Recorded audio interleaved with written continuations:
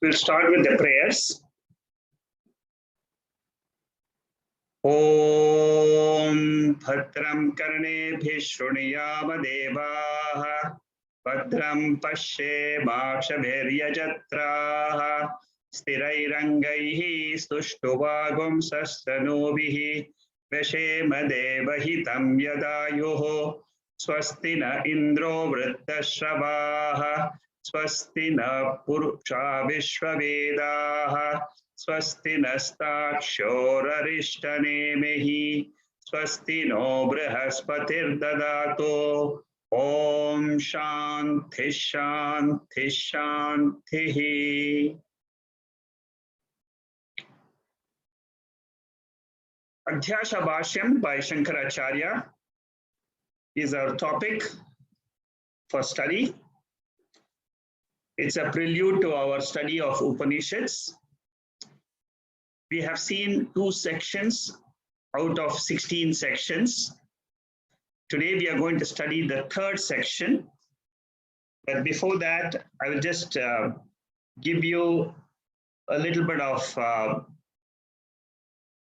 revision of what we have studied so far. Adhyasa means superimposition. It is an error. What is the error and on what is the error? The first thing we should note is I do not know myself as the pure awareness consciousness. This knowledge I do not have. This is the ignorance about myself. Who am I? I do not know I am the pure awareness, pure consciousness, which is eternal, which is not born, which will never die. This information I get from the Upanishads. Today, what I am taking myself to be is the body and the mind. The physical body is born and it will go away sometime. The mind will continue its journey to another body. I do not have any knowledge about my true intrinsic nature. Therefore, what I am doing today is on this screen of consciousness awareness, I am superimposing. Superimposing means I am putting a false identity on this screen. The body and mind belongs to the world. Body and mind is insentient. It is jadam, inert. It appears, it disappears. I, the consciousness, am always there. Whether I see the body in the waking state, whether I don't see the body in the sleep state, I, the consciousness, awareness, am there. But on this awareness, I put on the coat of the body, the coat of the mind in the waking state and experience the world. This is called as Adhyasa. I take myself as the body. That error is called as superimposition error. The only way to correct this error is to bring the knowledge of the Upanishads, which tells me that I am the pure consciousness. So when I get that knowledge, that superimposition, that identity which I was taking to myself from the anatma body, I will learn to drop it in the world and claim my real nature as the pure self. This is the background of Adhyasa Bashyam.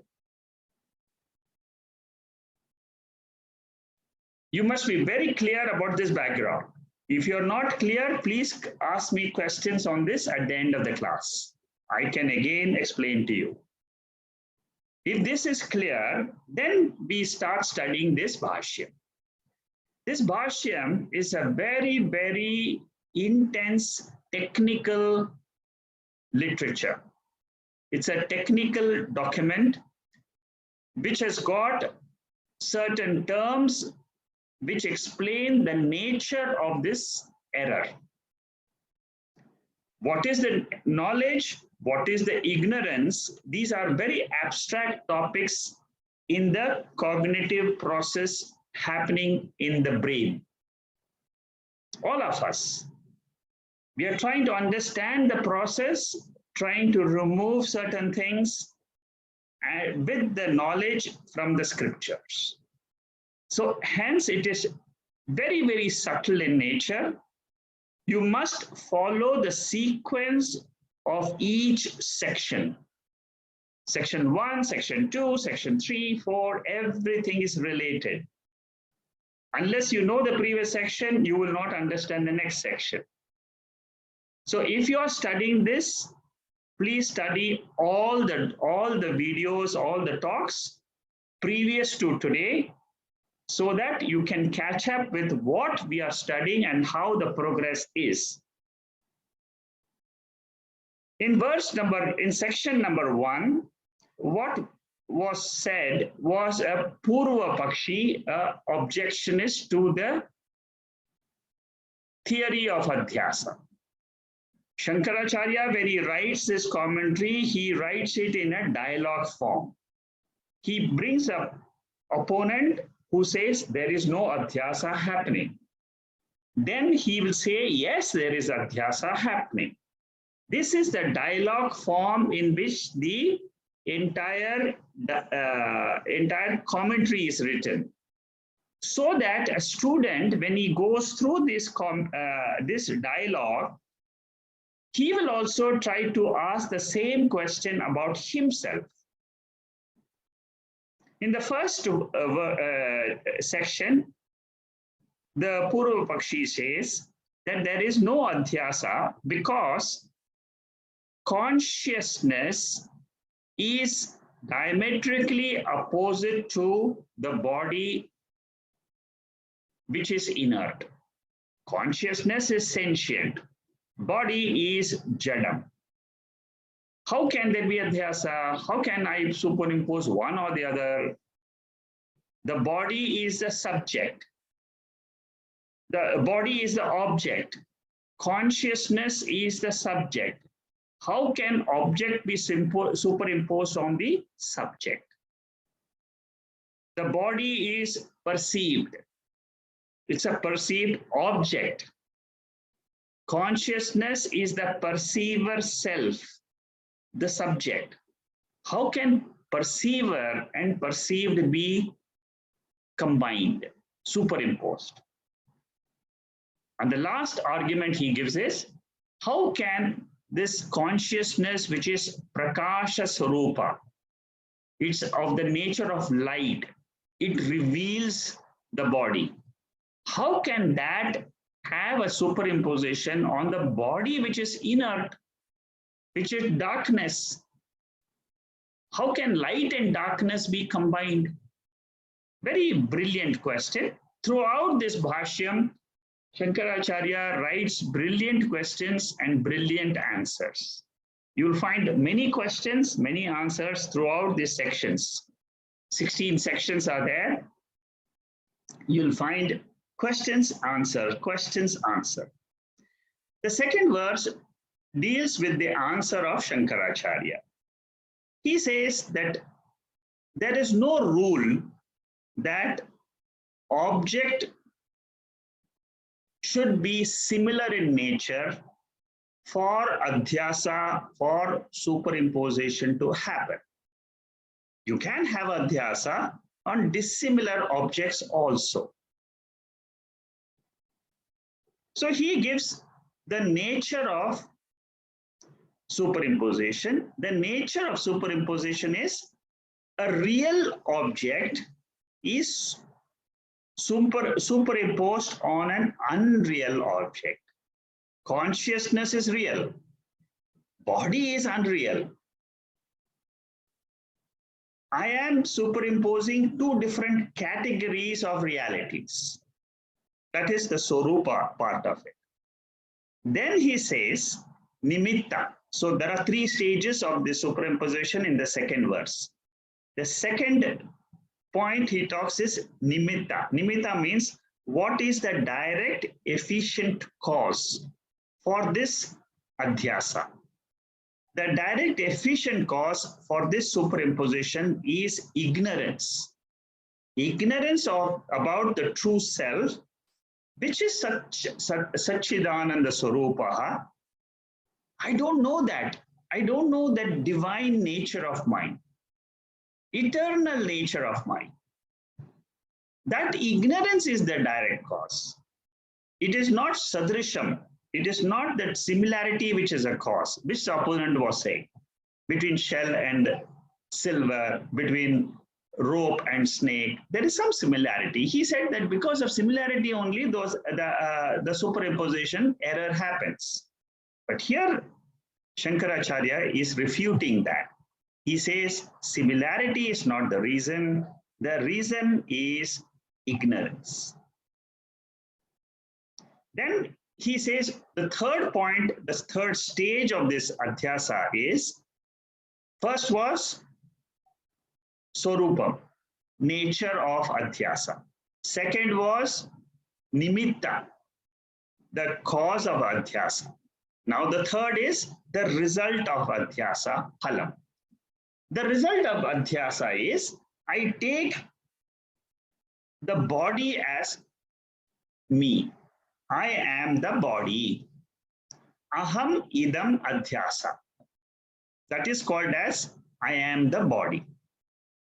The second consequence of this is whatever the body is, I take it as this body is mine. This is called as mama idam.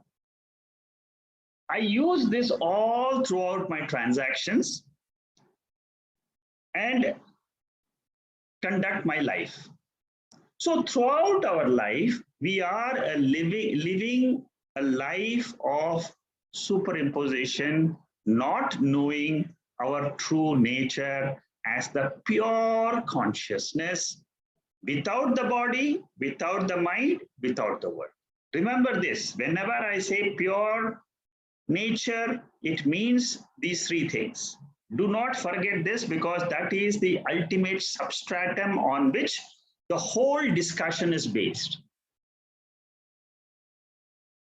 Remember, this is the substratum. What is the substratum? It is the bed on which the whole projection is happening. And what are the three projections which happen? The waking state, the dream state, and the sleep state. These three states are coming and going, appearing and disappearing in the substratum, which is the pure awareness. Very beautifully, he is going to take this subject and reveal to us what is this pure awareness. Just wait and see till the seventh mantra, seventh section. In the seventh section, he will reveal this whole puzzle of what is this self. How can I realize it? Each one of us follow systematically this Adhyasa Bashyam section by section. All your doubts will be completely clear. Then you will be ready to just listen to the Upanishads and grasp it and say, absolutely, that Upanishad is telling me the truth about my nature. I know I am free. Amazing discussion takes place in this. So with that introduction, let me now go to the third section, where we will see the continuity of this discussion and how lakshanas are given and how the definition is given for Adhyasa. If we understand the self perfectly as consciousness, all our sorrow in life will be gone. perfectly. You must understand it without any doubt. If you have a doubt, then there is a problem. That means you have to study more. Again, you have to come back to Adhyasa Bashyam, study one more time. Doesn't matter. This Bashyam has been commented by several scholars. 20, 30, 40 commentaries are available for this 16 verse sections. There is a book which has come about by the Chinmaya mission, running into 500-600 pages, I think. If anybody is interested, I can send you the details. But on this topic, 12 commentaries were taken up, and then this book was made for these 16 sections and the first 4 sutras of Brahma Sutras. It's so beautiful and it's so important in Advaita Vedanta, this Bhashyam. Okay, now we go to section 3. Let us quickly listen to Vijaya.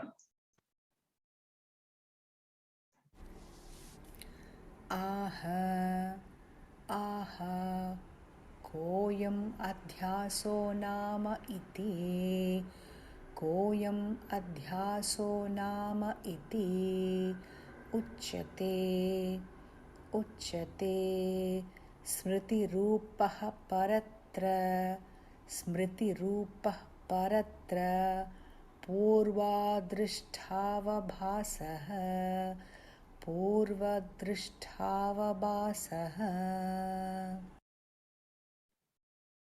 So what is important here is Koyam Adhyaso Namaiti. What is this term called as superimposition? Now he gives us the Lakshanam, the indicator for this superimposition. What are the 3 indicators? The first indicator is Smriti Rupaha. It is of the nature of memory. Paratra. It is on a different locus. Purva Drishtava Bhasaha. It is recognized or cognized which has been experienced before. That is the 3 indicators which we will analyze, which we will study now.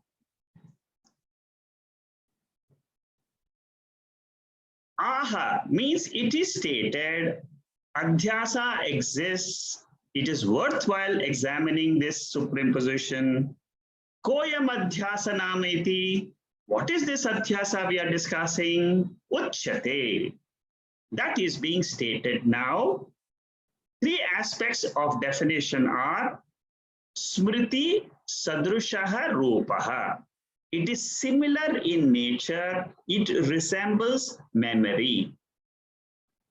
When I see the rope as snake, there is a memory involved of the snake in my mind. That snake is not in front. What is there in front? The rope. But what I'm seeing now, the snake. Similarly, the world is in front. What I'm not seeing is that rope. Rope is what? The pure self.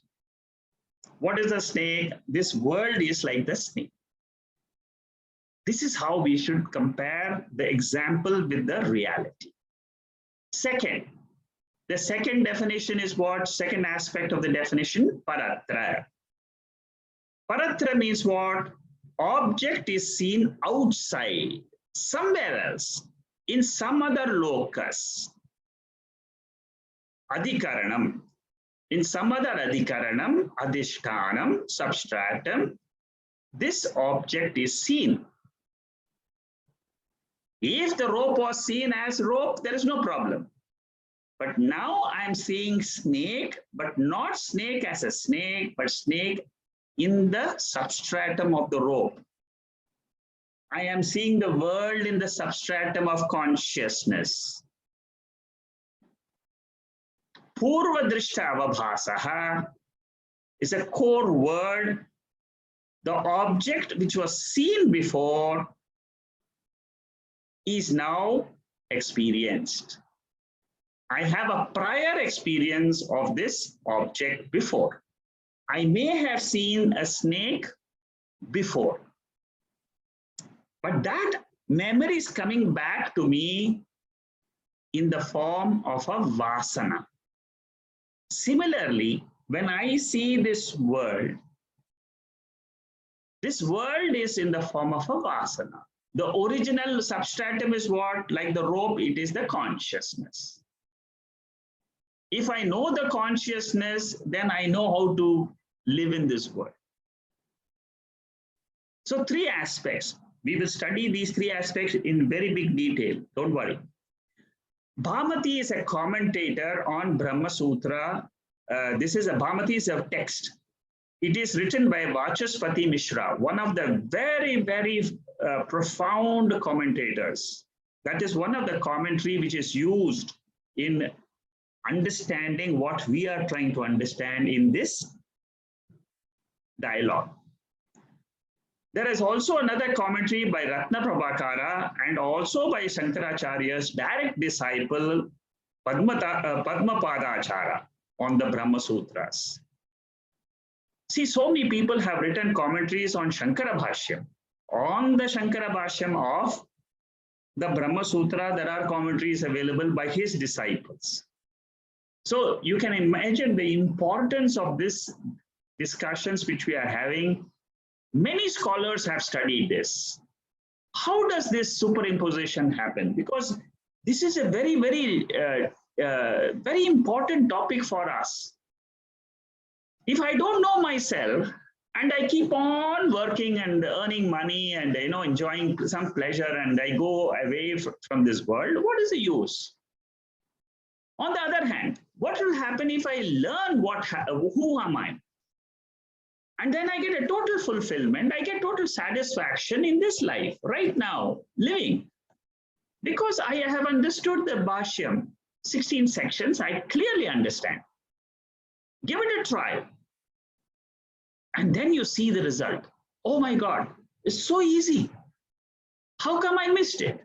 That is what you will say. So the similarities between Smriti and Adhyasa, what is the similarity? Smriti means what? Memory. Suppose I remember something. All of us, we remember our past. What happens then? The object is not in front. Now, suppose I remember my mother or father or somebody, or I remember my childhood. That is gone now, but it is in the form of memory. That snake, not in front now. I'm taking the example of rope snake. The snake which I had seen earlier in some garden or in some TV or some picture, that is there in my memory. The rope is not clearly seen.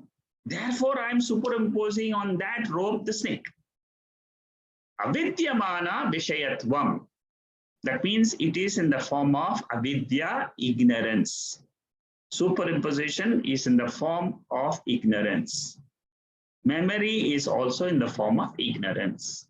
There is no outside context in memory. Samskara nimittam means not a pramana siddham, it is not pramana janitam. Pramana means what? I am not seeing that snake now through my sense organs. I am only remembering them. That is all about Smriti. Now let us compare it with Adhyasa. Adhyasa is what? Again, it is a superimposition. It does not stay forever. That means when knowledge arises of the snake, then it ceases. I don't see the snake in the head, but it is outside. So first of all, in Adhyasa, I don't see the snake in my head, but I see, even though it is in my head, but where do I say, this is a snake? When I say this is a snake, that thisness is pointing outside. Even though I have Adhyasa inside the mind, I'm not aware of it. I'm ignorant about it. That is, when you are having the Adhyasa, you do not know that you are making an error. And because you do not know it is all happening inside, you are pointing your finger outside and say, this is a snake outside. That means the object is being seen outside. Exactly like the memory. Object is also not in front now. In the case of memory also, the object was not in memory, or was not in front now. It happened some time back. So there is a close relationship between superimposition and memory. Paratra. Paratra means outside. It is not in the same locus as the original locus of the snake.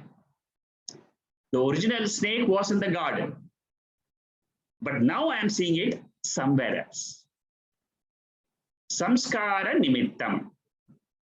Prior experience generates the impression of the snake. That means purva drishta is a condition. Suppose I had not seen the snake, I had never experienced snake in my life, I would never have done this superimposition. Suppose I have never known my true nature. Shankaracharya is going to say, we all know our true nature.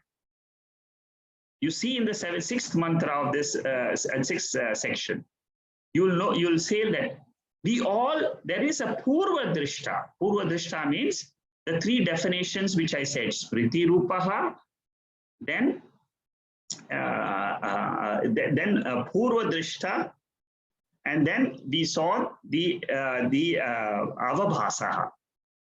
So paratra avabhasaha. Paratra is the second point. Smriti is the first point. Purva drishta is the third point. All these 3 points are very important for Adhyasa superimposition to happen.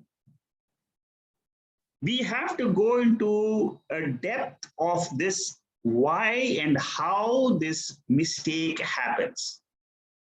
Then only the cleaning process of that ignorance will start.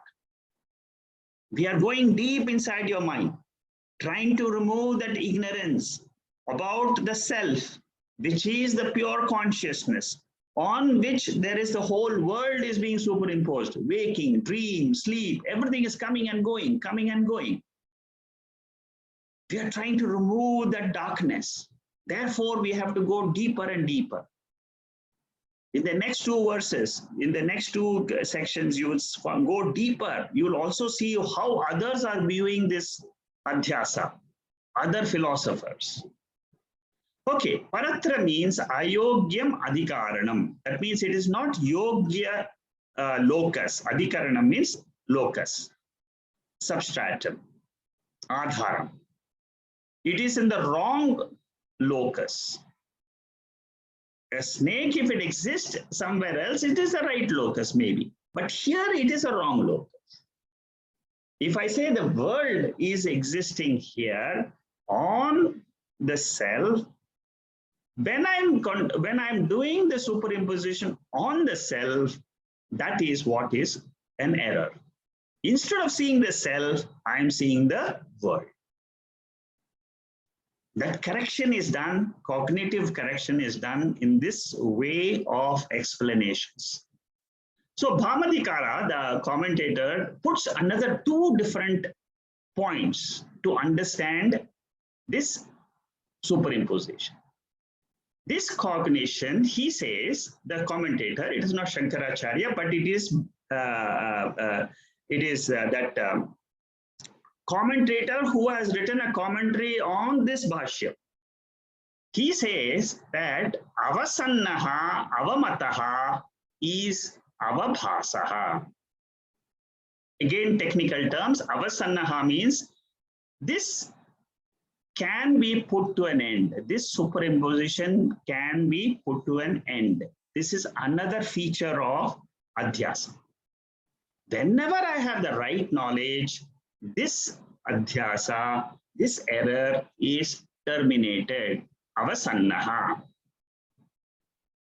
Avamataha means it is disregarded as a right cognition. It is depreciated. It is called as false appearance, or it is sublated. This is another term. It's a technical term. Sublated means this evaporates. Not outside. Outside, I'll still see the world. But in my own mind, that darkness of ignorance, mula avidya, will be gone. Because this is a superimposition on what? On the pure awareness. This superimposition is also called as mithya, false appearance. So, this superimposition is a cognition, is an experience, which is avasannaha, which is terminated by knowledge, right knowledge. The snake is put an end by knowing the rope. The world is put to an end by knowing the pure awareness. The rope is the substratum. The awareness is the substratum. Rope snake is nothing, but it is the ego I. It is the false I. Avamataha means it is disregarded. Waking, dream, and deep sleep can be sublated by Atma Jnanam. I experience the three stage, no doubt, but it is of a lower nature. It is Vyavaharikam, whereas Atma is higher nature, Paramarthikam. Rope snake is Vyavaharikam. Rope is Paramarthikam, Atma, the substract. If object is not seen before, true real snake or false picture of a snake, that is not the criteria, but it is still called as Adhyasa. For example, you may say, well, have I seen the real snake? Maybe I have never seen a snake in my life before. But have you seen a picture of it? Yes, that is what is getting superimposed. Have I seen it on TV? Yes, I've seen it. That is getting superimposed. While I'm seeing a simple rope on the rope. See how deep this rope snake example is. Adhyasa definition is now elaborated in this particular section. What is Adhyasa is defined very clearly. Cognition generated by prior experience on object, but it is seen somewhere else, where it should not be actually there. Paratra. And truly speaking, that object is not there in front now. Therefore, it is Smriti Rupaha.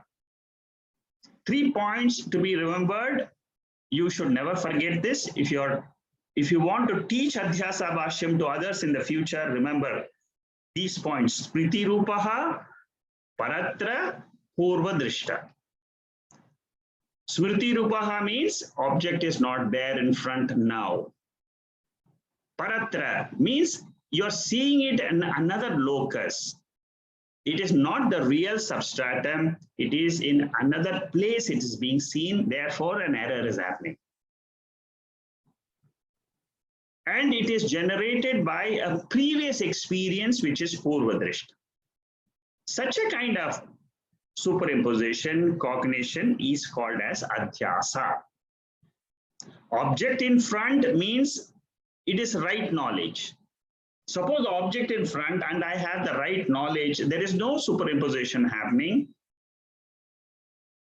Then if I don't see it as a snake, it is called as Prama. The two suppositions in this definition of Adhyasa. Suppose what will happen if I remove one word? Suppose I remove the Smriti in this definition of Adhyasa. What will be the consequence? If I remove Paratra from this definition, what is the consequence? If I remove Puru Drishta from this definition, I hold on to only Smriti Rupaha and Paratra, what is the consequence? We are going to study that now so that our study becomes very perfect. Instead of just saying Adhyasa and going in a superfluous way, I'm going deeper so that my ignorance is of darkness in my mind, that ignorance is slowly getting repelled. So if I remove Smriti Rupaha from the definition, what will happen is I see, for example, that Smriti Rupaha will be converted to another term which is called as not memory, it is called as recognition, which in Sanskrit is called as Pratyabhijna. I'll explain to you, then it will be very clear. I see you, say, in a sitting room, or I see you 10 years ago, and then again I see you in front now, or I see in your dining room. Then it is not Adhyasa. I'm seeing the real you again. I'm only recognizing you. I saw you in the other room. Oh, you are here again. That is Pratyabhijna. That is what is happening if in the case of recognition. Smriti is only remembrance without the object in front. This is the underlying point. The object is not in front. I'm only remembering it. In Pratyabhijna, that is involved, which is called as avagini. Idam ta tadam tatta idam ta. Tatta means that, idam ta means this. For example, the Sita which was 2 years old is this Sita which is 18 years old. The Sita is right in front. So it is cognition. It is recognizing that Sita which I had experienced before, that is the same Sita here. That experience of blankness is in sleep is now recognized in the waking state. In Dakshinamurti Stotram,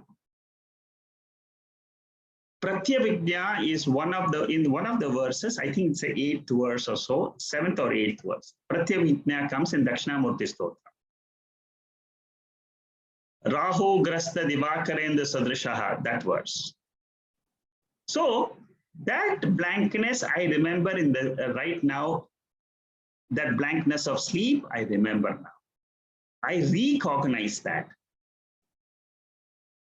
So there has to be, for that recognition, there has to be a witness. At that time in sleep state, there has to be a witness of the sleep state when there was an actual experience of blankness. This is Dakshinamurti Stotram's Pratyabhijna. What Shankaracharya says there is that blankness which you experienced, you are now saying, I experienced on waking state, you say, I experienced that blankness in my sleep state. That means what?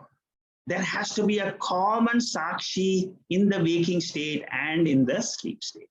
Unless there was a Sakshi which witnessed the blankness, and the same Sakshi is there now in the waking state and telling us, I experience the blankness, that I stands for Sakshi, it does not stand for the waker. That is how in Dakshinamurti Stotram, the Turiyam I is revealed as Pratyabhijna, through the Pratyabhijna root of reasoning. I just digressed it so that you can remember. Some of you have done the Dakshinamurti Stotram with me, all the verses, Dhyana Shlokam and the verses of Dakshinamurti. Therefore, I'm just reminding those people. So this and that are joined together externally. Object is in front now in the case of Pratyabhijna. So if you remove Smriti Rupaha, it will become Pratyabhijna. That is the problem. That is what Shankaracharya has very carefully defined Adhyasa. It is Smriti Rupaha, it is Paratra, and it is Purva Drishta. So therefore, I cannot take the Smriti Rupaha out of the definition. It is Ativyapti, it is over pervasiveness in the definition. If I remove, it will make this superimposition into a Pratyabhijna, into a recognition instead of error. Now let us see what happens if I remove Paratra. Then what will happen? It will become definition of memory. Because object is not there. Paratra means what? Object is not there. I am only remembering it.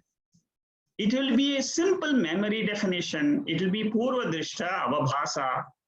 Memory, experience of something which I experienced before. So if I remove Smriti, it becomes Pratyabhijna, it becomes recognition, like the blankness of sleep state, recognized in the waking to show the Sakshi Turiyam was there. If I remove Paratra, it becomes Smriti Rupaha, it becomes memory. But superimposition requires a prior experience. Samskara. Now I am superimposing body in the self. The third point is about the Purva Drishta. You see, now we are discussing in the third point, Purva Drishta.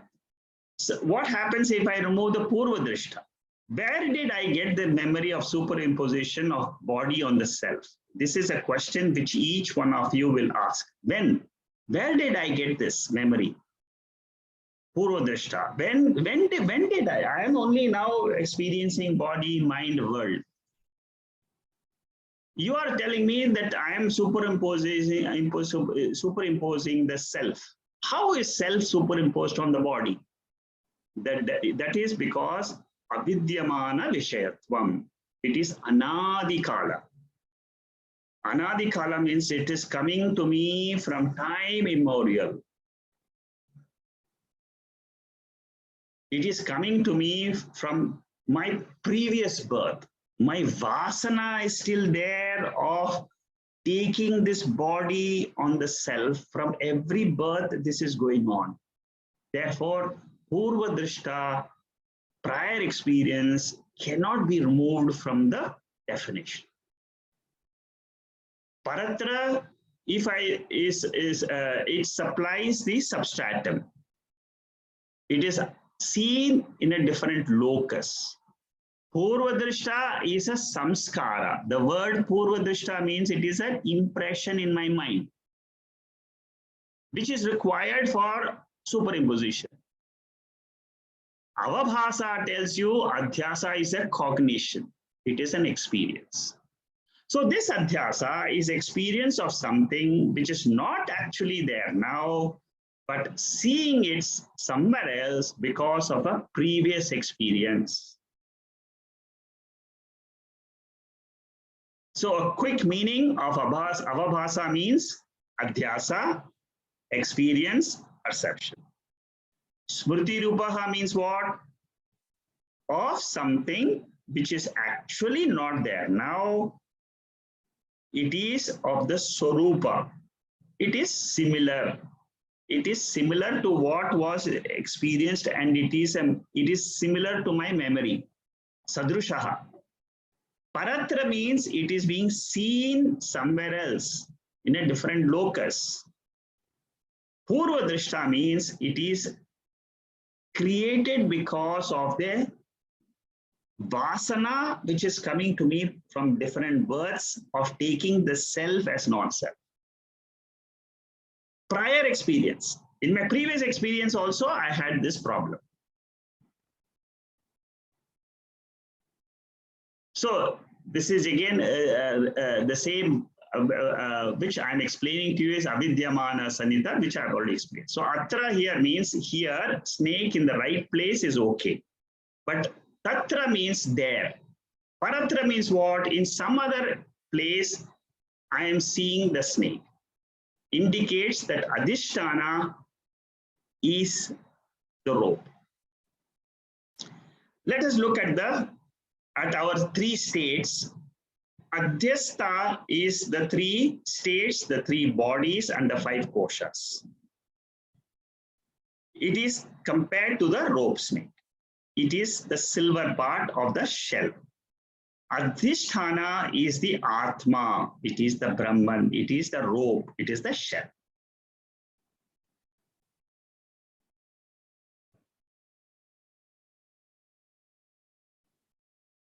So we have seen so far, if I remove this, I'm just, this is just a revision part of it. I've added it here so that you don't miss out the important points when you go through the notes. Smriti Rupaha, if I remove, it becomes Pratyabhijna.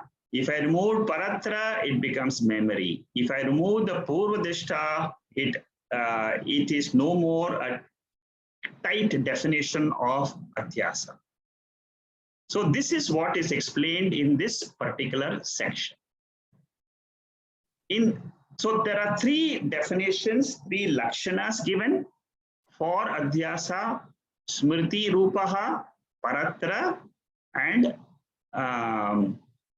Purvadrishta. In the 14th section, there will be one more definition of Adhyasa, which is Atasmin Tat Buddhi Adhyasa. Tasmin means in that. Atasmin means in not that. The notion of that. In not that, I have the notion of that. In not that row, I see the snake. I have the notion of that. In the not self, I see the self. In the self, I see the non-self. So basically, you should understand that Adhyasa means it is a simple error. It is a cognitive error which is happening in the mind. Why it happens, what it happens, has been given a little bit of detail in this section. But if you understand, it is I'm seeing the world instead of seeing pure consciousness. That is all you should remember from this third section. Fourth section, we'll see what it says. It will say about all other philosophers. Tam kechit anyatra anyadharmadhyasah iti vadanti kechittu yatra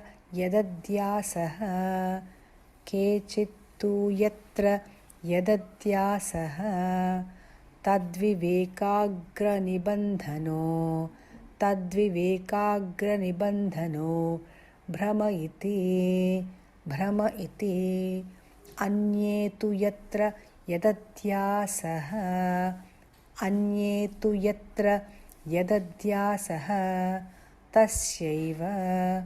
tasyaiva viparita dharmatva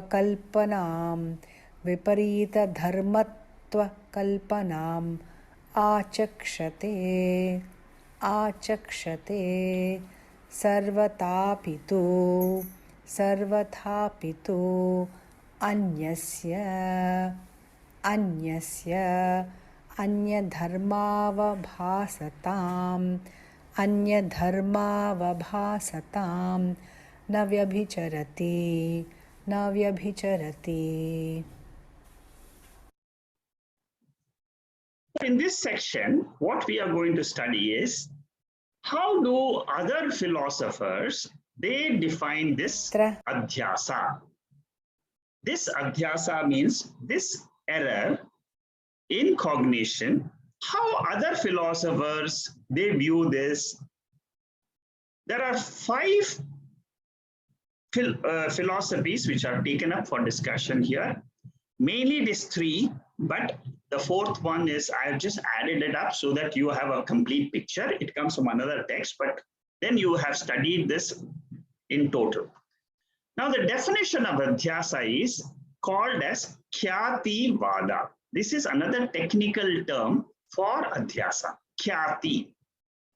Khyati means Abhivadanam, total, Spuranam, projection, wrong projection, Spuranam. Khyati means telling verbally, verbal visualization. Verbal visualization is Spuranam. It is projection of one's mind. Seeing, Khyati means seeing, Darshanam. So there are five Khyati Vadas, theories of error. Shankaracharya says it is Adhyasa. In a certain way he says it. Now here he is going to give a little bit more elaboration of, once you study the other definitions of why this Adhyasa is happening, then you will understand Shankaracharya's definition of Adhyasa better. So the reason why we study this is to make Advaita definition of superimposition much more stronger. So we challenge the other philosophers. The first one is called as Atma Khyati. Just remember the names first. I will enumerate the names, then we will study the details of them. Some of them are very, very funny definitions. Second one is called as Akhyati. There is no error. Third one is Anyata Khyati. The fourth one is called as Asat Khyati. And the last one is Anirvachaniya Khyati. Anirvachaniya Khyati is our definition, Vedantin's definition. Something which is not known as Sat or Asat. It is beyond both of them. That is our definition of error. What is this Atmik Khyati and which are the philosophers who follow this? That is being described here. Atma Khyati is a philosophy of error which is in the Buddhist school of thought. There are 4 Buddhist schools of thought, and one of the school is called as Shanika Vijnana Vada. I will explain this when we go through this in the below, but this is a broad description of what happens in each of these definitions. Here Shanika Vijnana Vada talks about 2 types of mind. General mind and a specific mind. In the specific mind, there is greed. Therefore, I have Adhyasa because of the nature of the mind. There is only a Jnana Adhyasa. That means it is only happening in the mind and there is nothing outside. It is all happening inside. That is called as Atma Khyati, propounded by Shanika Vijnana Vadas. The second error theory is from Prabhakara. Mainly, they are Mimamsakas, means they are ritualists. All the people who do believe in doing a ritual and going to Swarga and enjoying a different world. What is their definition of Atma? That is being discussed here. What they say is, Sankhya also follows the same thing, the same discussion of Atma. They say there is no Adhyasa happening. We are talking about 2 right cognitions, Pratyaksha and memory and greed. Because of these 3, there is an actual cognition which is happening, which is a right cognition. So it is Brahma, error, not Adhyasa. They define slightly different error. But then what they say is right cognition. Cognition is correct, but it is a wrong thing in the mind again. The third one is Anyatha Khyati, Viparita Khyati. There is another school of thought which is called as Bhatta Nyaya school. Nyaya philosophers, logicians. This is a very, very funny. This is a very funny argument. What they say is because of the greed, a dosha in the mind, it creates an extra power in the mind. They also give an example for this. I will discuss that example later. They say it creates extra power to see the silver of the shop in the silver below in front of me. Anyway, that's a school which they believe. The fourth school is Asat Khyati. This is also a Buddhist school. There are four schools I said. Here we are discussing two schools of Buddhism. This school says Shunyavadi. Nothing exists outside, nothing exists in the world. Everything is coming from non-existence and everything is going back to non-existence. Non-existence is the reality, that is the Atma. That is what is another school. They are all very, very bright scholars. There are very, very huge, heavy books written on these philosophies. They all have logic behind them, but then they take logic as the primary pramanam, whereas Vedanta takes Veda as a pramana. The last one, as I said, is Anirvachaniya Khyati, which is Vedanti's theory. So let's go a little bit detail. Atma Khyati is tam adhyasa kechit. That is what is being described by Shankaracharya in this section 3. That error in some schools of philosophy is called as is this adhyasa. Anyatra anya dharma adhyasaha iti vadanti. So what do these schools, Buddhist schools, what do they say? The world is only a mind projection. World. Because the world is seen only when the mind is awake. When the mind is awake, you see the world. Therefore, the world is in the mind. It's a projection of the mind. The whole world, all my interactions with the world. According to them, there are no objects outside, no arthadhyasa, no objects, no beings, but everything is in the mind. Everything is thought form. Only pure I, Sakshi I, is not there. There cannot be Adhyasa because it is all in the mind. It's only the mind which is projecting. It is everything. There is no Adhyasa happening at all.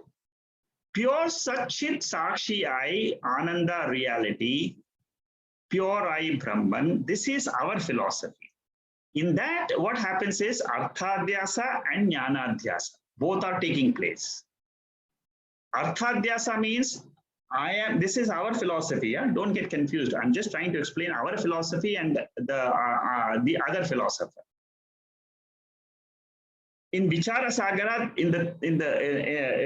this is taken up in very big detail. There's two topics, Arthadhyasa and Jnanadhyasa.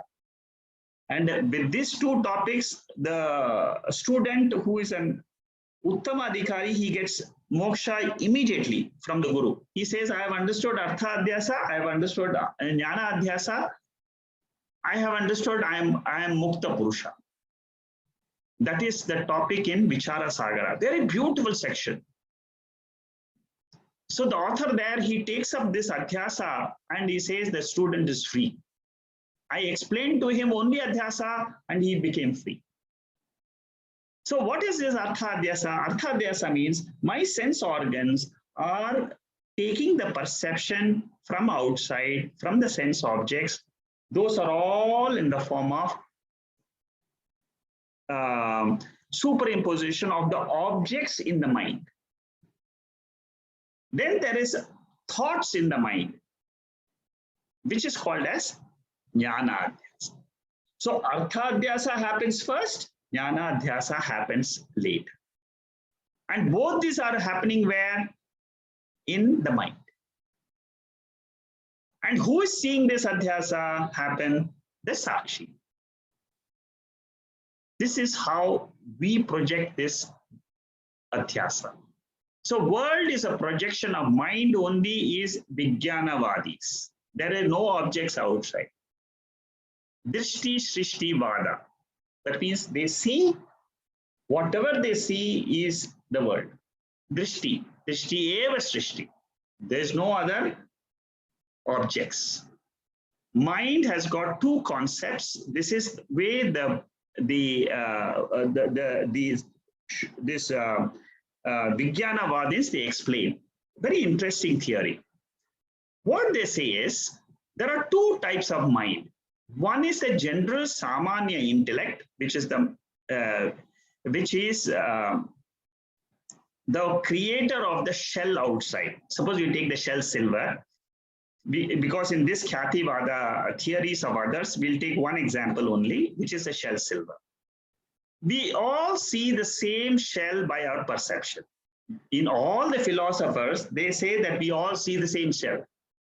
In that shell only we are superimposing different things.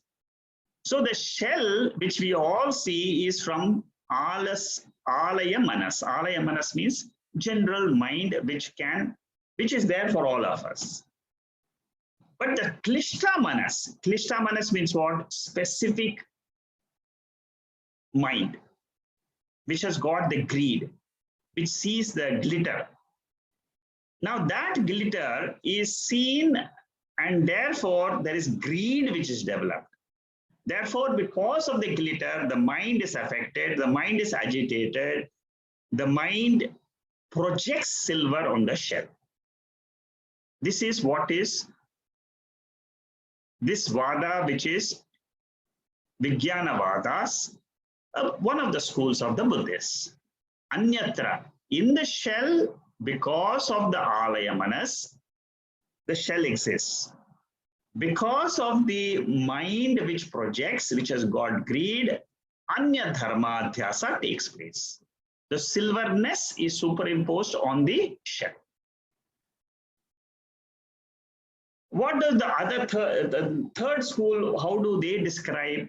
They are the Sankhyas, the Mimamsakas. For those of you who do not know what are the 12 schools of philosophy which we generally study, there are 6 schools which accept the Veda as the Pramanam, which is Sankhya, Yoga, Nyaya, Vaiseshika, Purva Mimamsa, Uttara Mimamsa.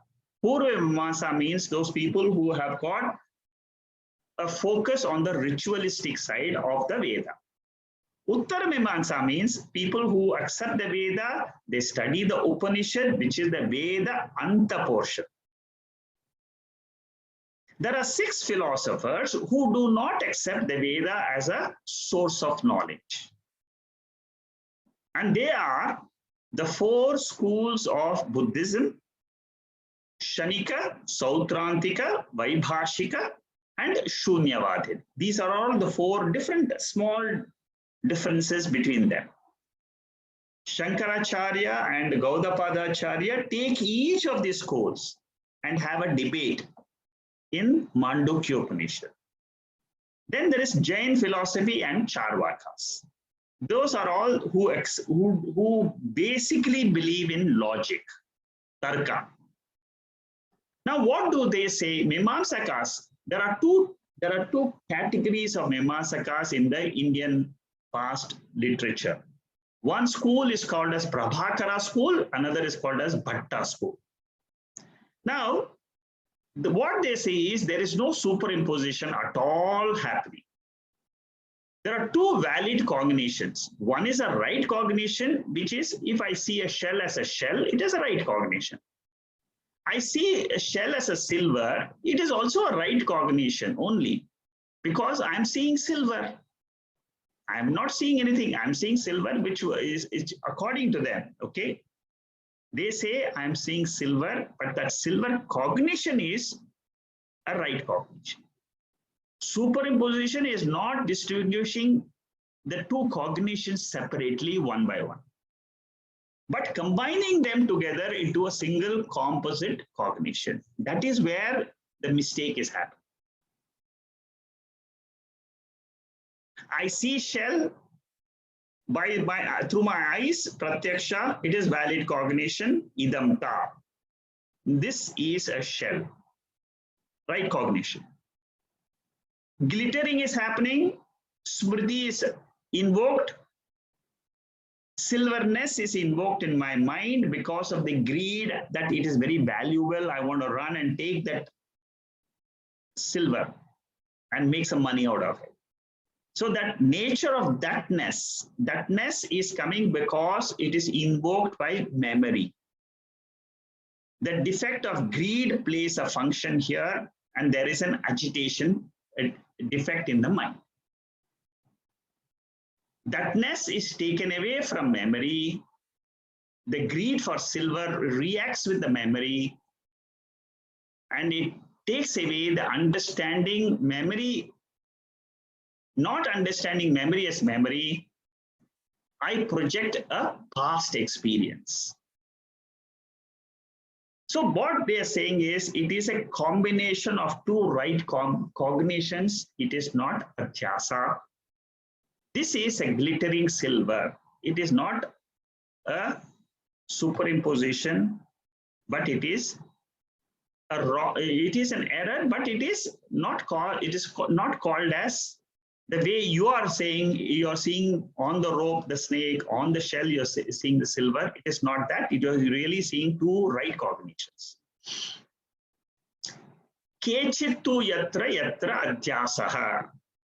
Wherever there is adhyasa, not comprehending the difference between perceptual cognition and memory. Tad viveka agraha nibandhanaha. I don't see it as memory anymore, but I am seeing it as a real shell outside. This glittering silver should have been seen. This glittering, that silver, nibandhata. Nibandhanaha means it's a single cognition, which is a force cognition, which is happening in the mind. And they call it as Brahma iti. It is a delusion. It is a confusion. It is not superimposition, but it is a confusion in the intellect. It is not putting a snake on a rope or silver on a shell, matter in consciousness, but is combining two things without knowing they are different. This is different from the Vedantic theory of superimposition, which is substratum on which a superimposition is being made. What these schools say is it is not a super adhyasa, but it is brahmaha, error. So that is this anyatha kyati, viparita kyati. This is another school. I see shell, it glitters. This is the fourth school, anyatha kyati vada. I see a shell, it glitters, it creates a memory of silver. The greed is there in the mind. Both these two vadas, they both agree on the glitter side of it. But here there is a slight difference. The greed is a dosha, defect in the mind. Now, what this theory says, anyatha kyati vada, he says, because of greed in the mind, the eyes are more capable, they get extra power to see the silver from the shop now here in front of me. This is a very illogical argument. Normally, a defect makes eyes weak. When the eyes are weak, we don't start seeing Pluto and Mars and Jupiter, other planets with a weak eye. But then they give an example. What they say is when pitta is there as a defect in the body, it produces more bile, it increases the digestion, and you tend to eat more and more, and you become more hungry. This is an example they give. They say that because I see this happening in the body, therefore this must be what is happening in the eyes. The eyes get extra power, like the person gets extra power because of the excess of pitta in the body. Tasya eva viparita dharmatva kalpanam achakshate. Expound shell having different property of silverness due to the defect in the eyes is a wild imagination. What does Shankaracharya say? My attention is not to prove others as either as wrong or right or dull or intelligent. I don't want to prove any of these theories. What he says, my point is, sarvathapi, in all the cases, anyasya anya dharma vabhasatam na vyabhachirati. Na vyabhicharati. That is the definition of Shankaracharya. There is no difference regarding the basic definition of Adhyasa as avabhasa. All those people, all those theories are accepting that there is appearance of one thing on something else. A degraded condition due to ignorance. All of them is common. What is common? That something is being seen on something else. Everybody agrees. Why it happens? Every school has got a different theory. Difference is there in the details.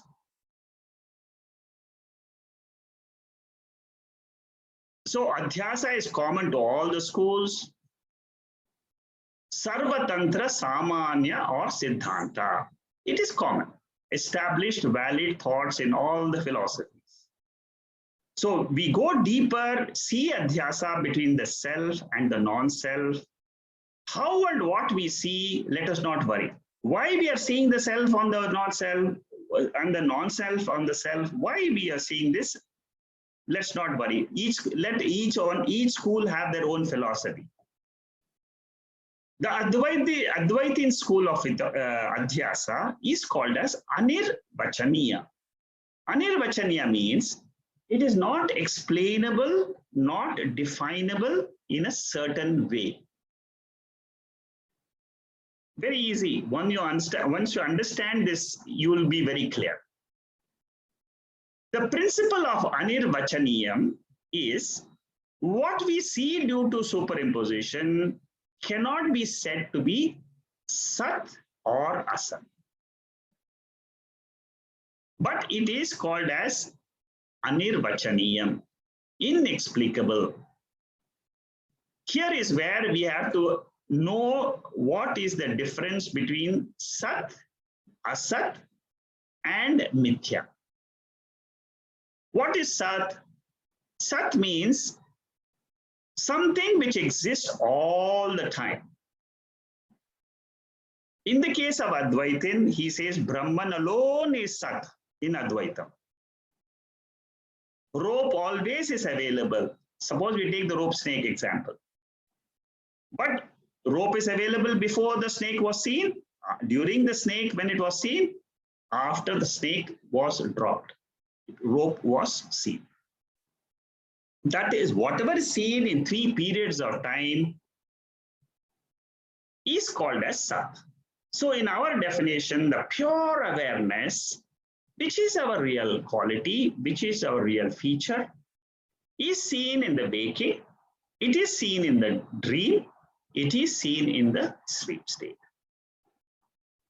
How it is seen, I will explain in the 7th section. There, how the awareness is seen in all the 3 states is explained beautifully. Asat is what? Non-existent. Never seen in 3 periods of time, like the sky flowers, rabbit's horn.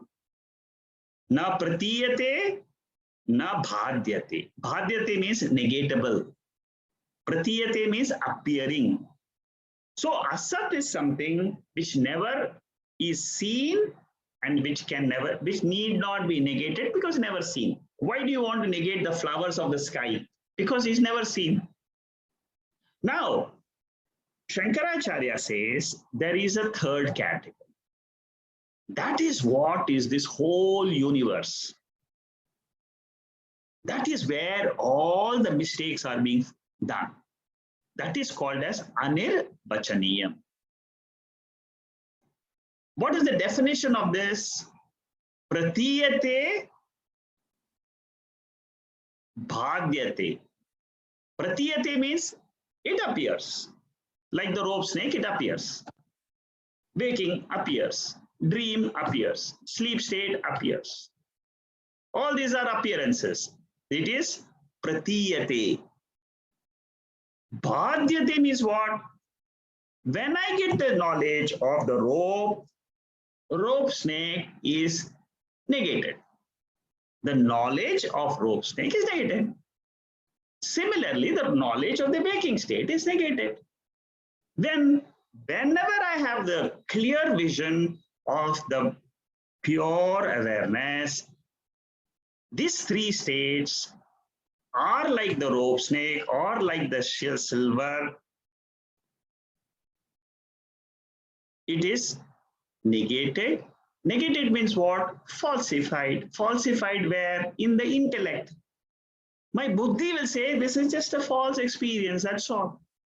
That is what is called as anirvachaniya. Brahma Satyam Jagan Mithya. Now it will be very clear to you. Satyam means what? Pratiyate na bhadyate. Seen always in some way or the other, in the three states, three bodies, in the five koshas, that awareness is known. Bhadyate, what is mithya? It is pratiyate and bhadyate. That is falsified, negated. When is it negated? Only when you know the substratum, which is the self. Sat is defined as asatabhyam bhinnam iti anirvachaniyam. Different category. This definition is of the mithya. Mithya is defined as sat asat bhinnam. It is different than sat and asat. Therefore, it is called as non-categorizable. So Shankaracharya's conclusion is, I don't mind how you're saying that there is some error which is happening. I do not know, I don't look at your logic at all. I accept all of you. One thing is, it is this, whatever is seen is bhadyate, negatable, even though it is seen, pratiyate. So one appearing as the other is a common conclusion in all the schools. Brahman, the pure awareness, substratum, appears as this whole jagat, whole world, all our experiences. You see, it will take some time for your intellect to absorb this teaching of Adhyasa. It will take time. It will not, your intellect will protest a little bit in the beginning. But as you see in the other sections we are going to study next week, your own intellect will say, yes, yes, yes, I think this is true. So Shankaracharya to Nayayika and Sankhya Mimamsakas, he says, do you agree or not that there is some mistake happening in your cognition? Yes, yes, yes, we all agree. There is some mistake, but your theory may be different. How it is happening may be different. Then Shankaracharya says, come on, let's all join together. Let's walk together to the ultimate reality. Let us not argue how. The self appears as the body appears as the self. Let us try to go deeper. We better ourselves in our philosophy when we argue and challenge Advaita with others. There was one question in the previous section. I had said there is Adhyasa happening because of Purva Drishta. When is it happening? That is being answered here. For Adhyasa, there is a prior experience, Purva Drishta required. For taking the self to be this body and the body to be the self, when was the previous experience? This question will come to each one of us. When did I start this thinking this body is not me and all this self, I am, when did all this start? The answer given by Shankaracharya is previous janma. You still have the vasana in your mind, in your intellect, of taking this body to be real and the mind to be real and not dropping them as an appearance. It is the weakness of the mind. It is not the strength of pure, clear understanding of yourself as the Atma. We have superimposed many bodies on the self. In some body, I was a male, I was a female, I had so many other bodies, but it is Naisargika. It is naturally happening. I superimpose. Today it is naturally happening because every janma I have had this Adhyasa. By some punyam, I am coming to this study of Adhyasa Bashyam. Some punyam, there is some punyam somewhere. I have done some good merits. Therefore, I am listening to these 7-8 talks on this, and I am clearing up my doubt.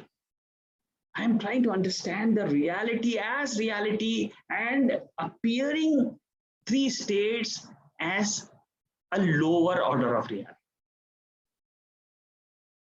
Ignorance of Turiam, ignorance of the pure awareness is there in the 3 states. That is the primary Adhyasa. I take this 3 states of consciousness as my real state.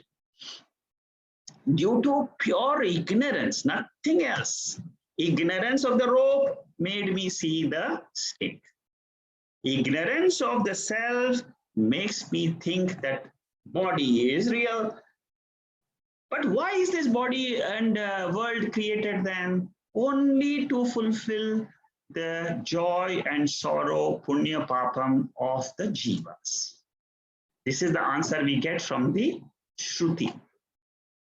But there is a way out to come out of it is by studying this Bhashya. I don't know my nature as substratum, the pure existence consciousness, that is the realm of ignorance. All activities continue with Adhyasa. Morning to evening, the whole life is because I take the body to be real and then I start working outside, get money. It is in a way it is required. It is required because to maintain this body, you need money. You maintain this body, it has got vasanas in it, therefore there are some pleasures which we enjoy. Dharma, Artha, Kama is natural to the body today. But moksha is not natural. Moksha is I have to study and come out of this pressure of the vasanas. Past habits of having lived many lives with Adhyasa has made this vasana strong. Vasana of Adhyasa. Get a glimpse in Shravanam. When we go through this Bhashyam, we get a glimpse of our real nature. Pure nature as without the body. Even now you know it. That is our real nature. That is the truth. This is made stronger in Mananam and Nididhyasana. The glimpse, the first glimpse is showed by the Guru. Repeated Shravanam is required for the first glimpse. Again and again, learn the Upanishads, learn the Adhyasa Bashyam, till you get the first glimpse of the Atma. Tattvamasi, 9 times the student was repeatedly told, Tattvamasi, Tattvamasi, look at this, this is you. In Chandogya Upanishad, in Taittiriya Upanishad, Tad Vijignyasvasva. Tad vijnasasva. Let your intellect go through the 5 koshas and discover that Atma in Taittiriya Upanishad. Again and again, do that mananam. This is the mantra of the Tatvamasi, which is in the 6th chapter of Chandogya Upanishad. So the first glimpse is by the Guru. Later on, it is only dhyanam of that glimpse. A seeker does the dhyanam of that pure Sakshi. Perceiver, perceiving instrument, perceived world, they are part of one Adhyasa. Where? In the dream. In the dream, who is the perceiver? What is the perceiving world? What is the perceiving instrument? All the 3 is one mind, which is the waker's mind, which is projecting. Similarly, in the waking, the same thing is happening. One pure consciousness appears as the pramata, pramanam, prameyam. The perceiver, waker, perceived world, and the perceiving instrument, the mind. So all schools accept a false experience. What is the difference between Sat? Sat is Sada Pratiyate, always appears. Consciousness always is there in the 3 states.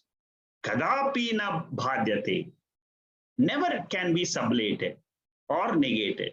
Can you ever say, can you tell yourself that I was not there in sleep? No. Because you were there. Samanya Amsha is seen, experienced always. What is Anirvachaniya? Until we come to know it is real nature is false, it continues to appear and to be experienced.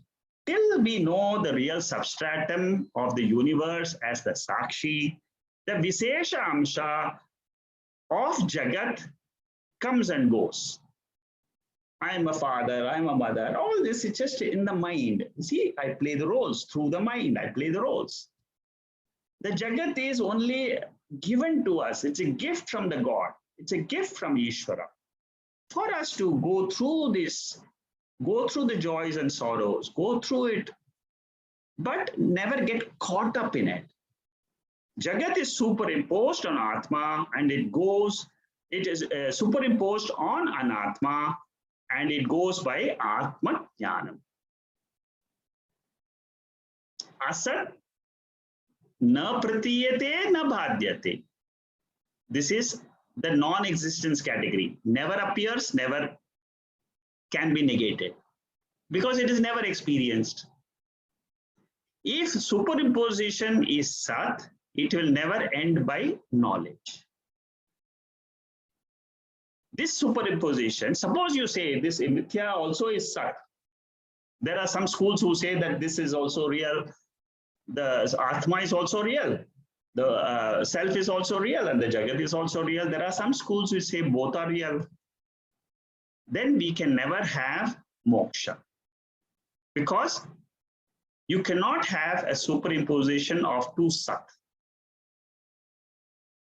Pratiyate could be Sat. Whatever I'm seeing, experiencing can be either Sat or it is Anirvachaniya. How to establish this Jagat is not Sat, but it is Anirvachaniya. How? Shankaracharya says, you just understand what is the cause of this appearance. The cause of this appearance is Bheda Agraha. I do not know what is the cause of this difference which I am experiencing between me and the world, between me and the other person. That is because of ignorance. Adhyasa, we have covered all this. Vedagraha is Atma, Anatma. Difference is not known. Atma is the perceiver. Anatma is the perceived. Atma is the inner. Anatma is the exterior. So, in our daily experiences, we have Adhyasa, and to show that ignorance is the cause of this taking the self as the non-self and the non-self as self, Shankaracharya gives examples of daily experiences of why this Adhyasa happens in our normal day-to-day experiences. That is taken up in the 5th section, which we will start next week. Okay, so the 3rd and 4th section we have finished today. We have finished the first 2 sections in the previous week. And next week, we will do the 5th section, where it gives the example of the shell silver. And also the example of how one moon appears as 2 moons because of a dosha in the eye. A defect in the eye, like cataract, you can see double moon. What is the implication of these 2 examples in Vedanta? That is the topic next week. So with that, we'll close today. And like I said, go through this Adhyasa Bashyam once in life. At least go through it once, so that you know at the background there was something taught in some place by Shankaracharya about this mistake which is happening in my mind. All what is you should understand in these 16 sections is there is an error which I need to correct. How to correct, we'll see in the 5th, 6th section. 7th section is very, very important.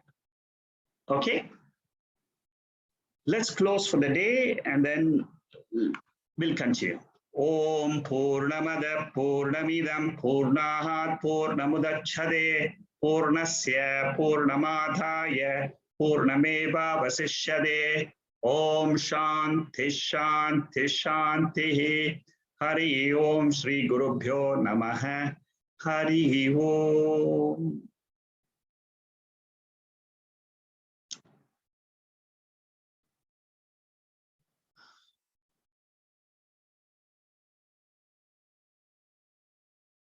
Okay, any questions from anybody?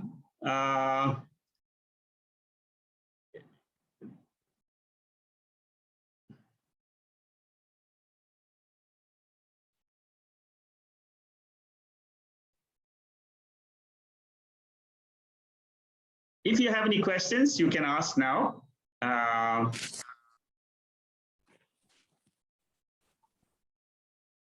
Yeah, Shama, tell me. Hari Om. First thing to say that it is, as you have described it, you've taken up a real challenge, but it is a difficult subject, difficult topic. Yes. Unlike lots of other subjects which you've been teaching.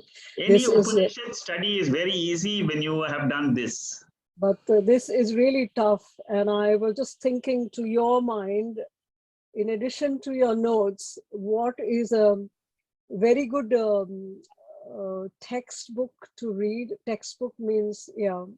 So I wanted to find out what would you recommend as for Adhyasa Bashyam? A book to read, not for Adhyasa Bashyam, right? Yeah. Okay, this was asked by another friend of mine, another seeker also. I replied to her today. She's also from London, but she listens to these talks. She's also a doctor. She listens to these talks not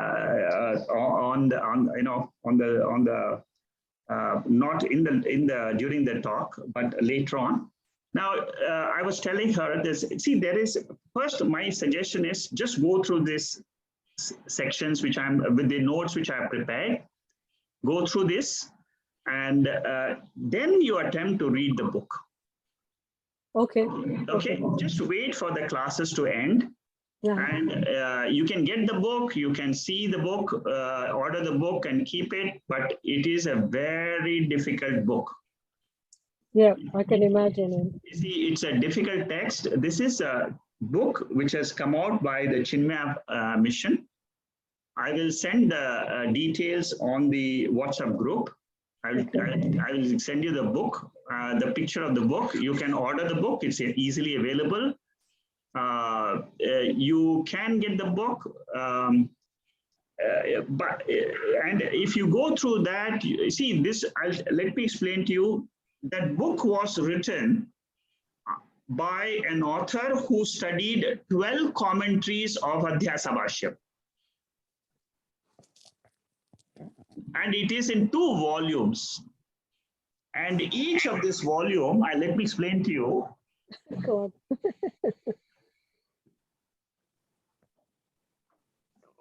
See, the first volume is this one. It says Adhyasa. I will send you the picture of this book.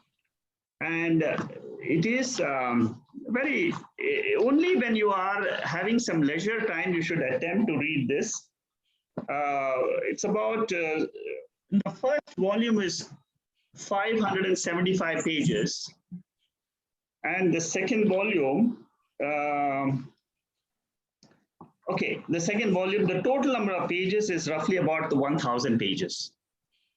So is it, would you say, yeah, 500 pages of each. Would you say it's more like a scholarly text? What Yes, I was saying. Yes, it is. Yeah, no, that's not, will not be my cup of tea. Yeah, it is something. It's a scholarly text. So my suggestion will be go through this and see, the problem is that there are Adhyasa Bashyam videos which are available, but I do not recommend some of them because each one comes with a different theory. Yeah. So, so I don't want to recommend. Later on, I will suggest, maybe I'll suggest towards the end, I will suggest something. Yeah, excellent. Okay. So it's really interesting. It's all, you said a statement in your talk, is like, it's all in the mind, isn't it? It's all in the mind. Yeah. Everything is in the mind. Everything is in the mind. That is why it's called as Jnana Adhyasa. Yeah. Now, what I am just faced with this very diabolical situation of the mind, where the mind has to, an individual mind has to live on a 2-level reality, okay?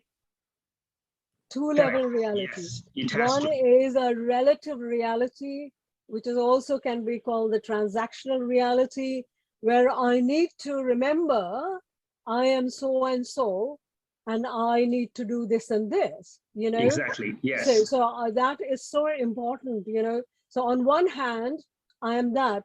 On the other hand, I am very, very aware that almost all of us spiritual seekers in your platform here, all of us, we have been compelled almost, you know, it's not like you're just coming out of curiosity. There is a compulsion from an inner self, to say, who am I? Yes. And therefore, you want to unfold this, you want to study Upanishad, Bhagavad Gita, and Adhyasa Bashyam, and all of that, only to get that answer, who am I? Correct, yes. So what I'm saying is a very kind of a tough ordeal for the jiva to live on these 2 separate realities. No, but when you understand the Atma clearly, it doesn't become tough. It becomes easy. Okay. Now, just wait for the 7th section of this. Then you'll say everything. Even if you don't remember any of the 6 sections, understand the 7th section. You have moksha in your hand. Okay, wonderful.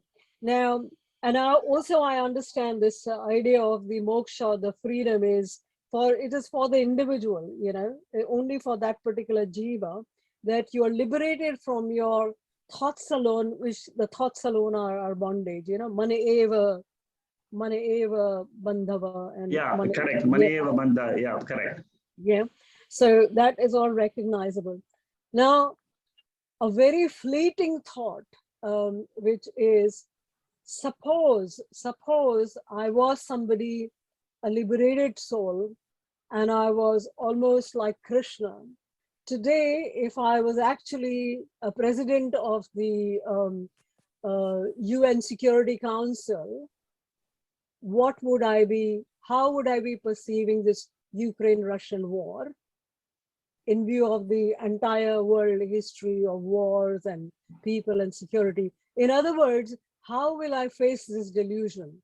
I'm just trying to stretch this out. What will be the state of, if it was Arjuna standing as a president of the United Council, where he has to take certain decisions, what would be his state? See, you are asking a question very, very difficult to answer. Because you see, this entire study is in a different platform. Correct. Okay. You see, it's a totally different platform. It is at a higher level.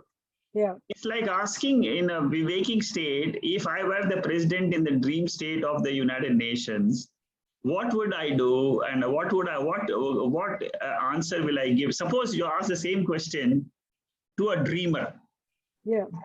Who is dreaming about the Ukrainian war and having all the problems and everything. So, but you are a waker. What will you tell him? Yeah. Please wake up. Please wake up. Now, what is very interesting in a way, I mean, I shouldn't say interesting because it actually bothers and it affects. And so what I'm seeing now of the war is exactly as images, you know, yes. It is on a screen. Correct. I am not inside it. I'm actually seeing it as a screen. Yes. And yet it is having an impact. So now this brings us to the Adhyasa. Now, I haven't been in the war, but what I have is the knowledge or the memory of wars only because I know it, you know, as to how, and the closer I have, suppose I was not from the Indian subcontinent, I was somebody, India wouldn't have ever gone to the war or whatever. So the reason why it is having an impact is because somewhere I'm identifying as to what my own country, through many, many years of invasions, as to what we would have gone through, isn't it? Yes. So somewhere that Smriti, although I've actually, it is not Tatra and it is not Purva, I haven't seen it, but in my memory, in my knowledge, I'm aware that these things have happened in the past history. Correct. You see, whenever we are talking about Vyavahara, we should always keep our intellect completely open and take decisions based on what's happening and giving suggestions as to what can cure the problem. Okay. If you are the United Nations head, and if you have the power to call up Putin and say that, well, this is what you're doing is wrong, and therefore I would like to have a talk with you in whatever way we can. You see, I'm now giving you a solution. You see, you asked me a direct question, I'm giving you a direct answer. So if, as a UN head, you will have certain powers with you. Okay. So depending on the power which you have, you can put your action in play and try to avoid any destruction which is happening. Just sharing for an interest for the other participants. And I love the word you've used, delusion, somewhere. Yeah. There is a gentleman called Dr. John Meshmeyer. He is a professor from Chicago University on international security councils. He has actually published a book. The name of the book is called The Great Delusion. Yes. That's the word which he uses. And he actually is almost like Sri Krishna's kind of teaching and a lesson at the end of it, that the stupidest things to think of that there will be no war, you know, is like, he actually expounds the whole thing. There's this whole idea, the Western idea of a liberal democracy is never to be, it's like a utopian idea, you know, it does not exist. You know, it's like, I should say it's Mithya, you know, such a thing like this will never exist. And which is almost like what Krishna said in Bhagavad Gita, you know, if you think you are the slaying and he's the being slain, the slayer and the slain, it just isn't, you know, it's just the way the Prakriti actually will hold it. So on that level, you know, there was a little bit of a parallel for me when I actually heard this gentleman. And I was just thinking, it was quite a relief for me at a mental level to actually hear this gentleman, because he was saying almost like what Krishna was saying in Bhagavad Gita. Yeah. So if people are interested, I will just actually like to just share it. Thank you. Thank you. When you have the study of Bhagavad Gita, you can understand how delusion in Putin's mind is causing so much harm to the rest of the world. It's just wrong thinking. That's all. You see, he has got a fear that somebody is going to come and put some missiles in Ukraine. You see, now this is just a delusion. Now, even if it is a delusion, now that is getting carried away to such an extent of a third world war. You see, how one small wrong judgment can cause so much of turmoil in the mind. That means he must have thought about this again and again and again and again in his mind, and it has become a strong vasana. You see, ultimately, what is this? It is the same like what Arjuna was facing in the war, right? Any war, it is exactly like the our Lord Krishna and Arjuna's war in the Gita, and the causes are still the same. It is pure delusion, wrong thinking, wrong judgment, which is the cause of sorrow. So anyway, that is how to handle it at a Vyavaharika level, but that is not our topic. Our topic is slightly higher. Any other question from anybody else? Shekharji, good evening. Yeah, good evening. Yeah, Uma. Shekharji, I've been thinking recently, usually when we hear something that we have already heard, we tend to get bored, we will not listen again.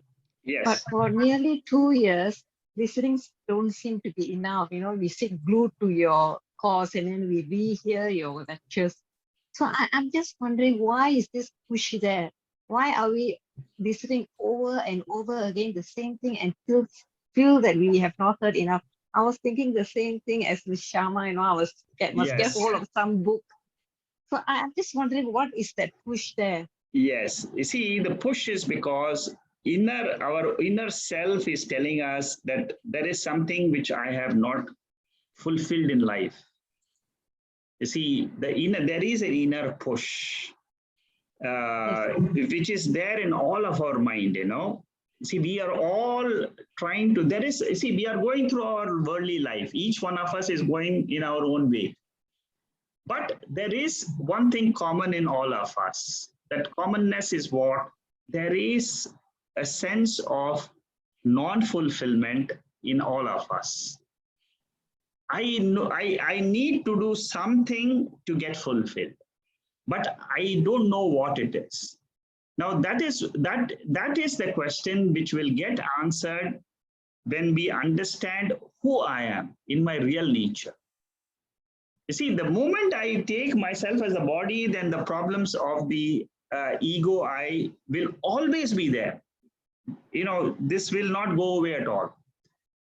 So if you are asking for a simple book, there is no simple book in spirituality. There is not one textbook I can read and say that I know this, therefore I'm free now.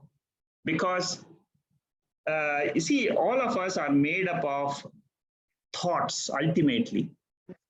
You see, our body is a physical entity in the world. But what is a problem? The real problem is our mind. The problem is how I think, what I think, and can I change that pattern of thinking? Now that is where the Vedanta comes and attacks and says, clean up your mind, think correctly, and you will be free. This is the path which Vedanta wants to show again and again. What disturbs us from this path is our vasanas.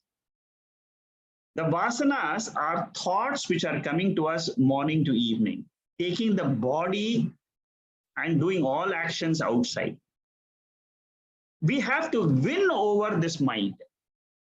We have to win over and understand that this mind is what is the cause of bondage. Till we are able to clear that, we will not be happy. This is all our problem. And this is the root cause of our problem is, I don't know how I can get rid of my mind, or how to tackle my mind. The mind is disturbing me. I get calls almost every day from seekers, every day, from all parts, asking me the same question, Uma, which you are asking. And there is no straight, simple answer, because this is the mind is invisible. And the way it thinks, that mind is what pushes the body into actions for all of us. And correcting the mind is the only way which will give us the final answer. Correcting our own mind. And that is what we are trying to attempt in all our study. In every talk, all of us, we are only studying for 1.5 hours. We are exploring that Veda in different ways, in different texts, different ways are used.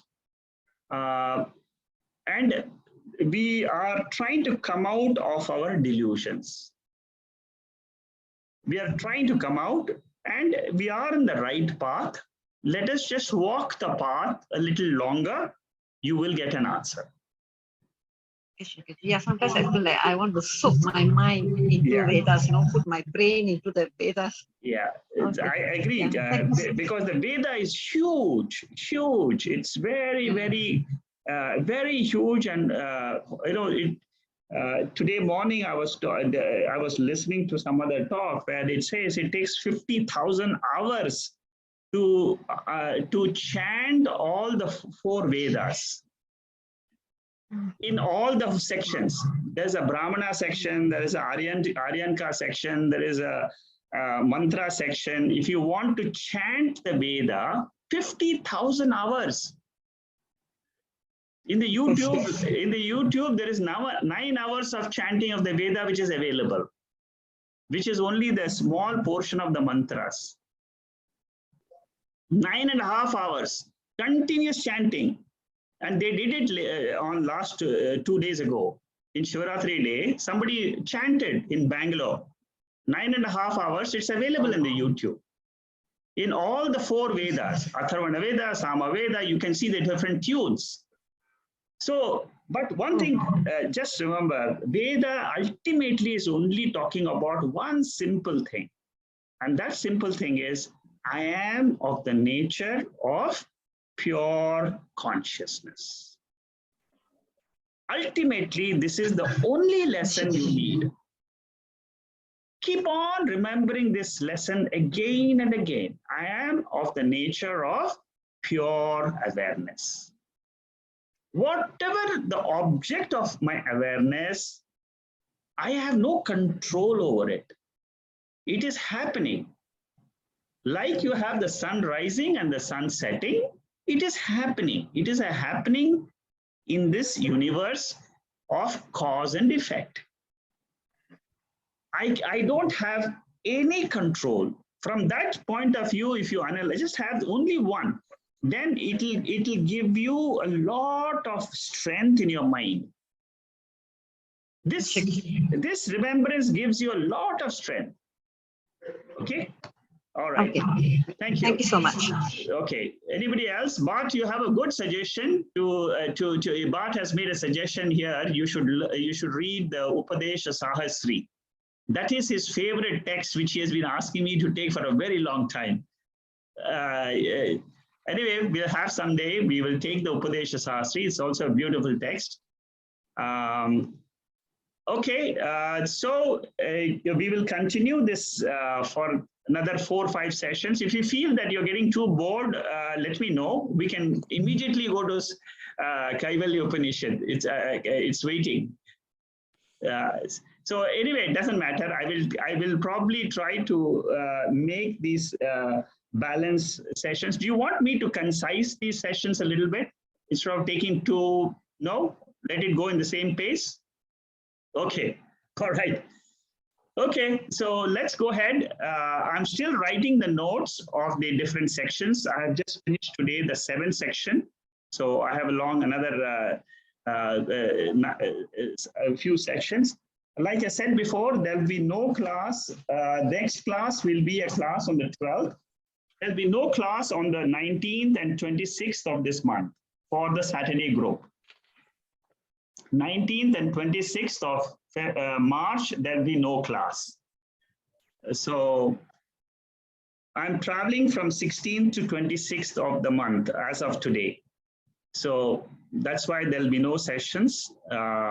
If you're attending the Wednesday also, next week will be my last week. Before next week, we'll have full session, Wednesday as well as Saturday. The following week, there will be no classes. Okay, thank you and good night. Thank you. Hari Om, Shekharji. Hari Om. Thank you. Thank Thank you. you, sir. Thank you, Shekharji. Good night. Thank you. Good night.